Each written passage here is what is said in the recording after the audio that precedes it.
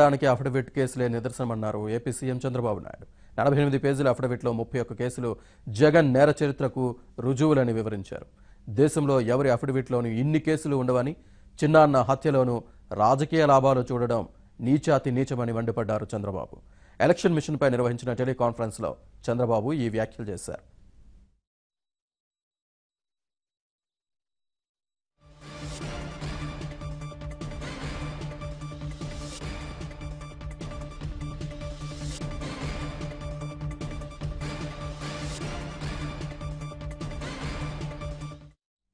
ముప్పై ఒక్క కేసులున్న వాడికి ఎవరైనా ఓటేస్తారా?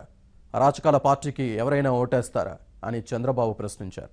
హత్య రాజకీయాలు చేసేవారికి ఎవరైనా ఓటేస్తారా అని అడిగారు ఆయన.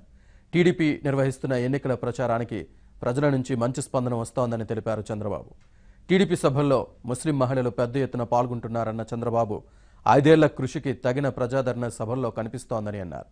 టీడీపీ గెలుపు ఏకపక్షం కావడంతో ప్రతిపక్షానికి దిమ్మ తిరుగుతోందని అన్నారు చంద్రబాబు.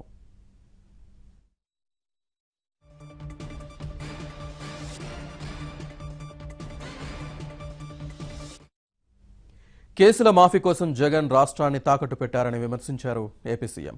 కేసీఆర్, మోదీకి జగన్ బానిసగా మారారని, ఏపీకి ఇవ్వాల్సిన వాటిపై మోదీని జగన్ ప్రశ్నించారని చంద్రబాబు మండిపడ్డారు.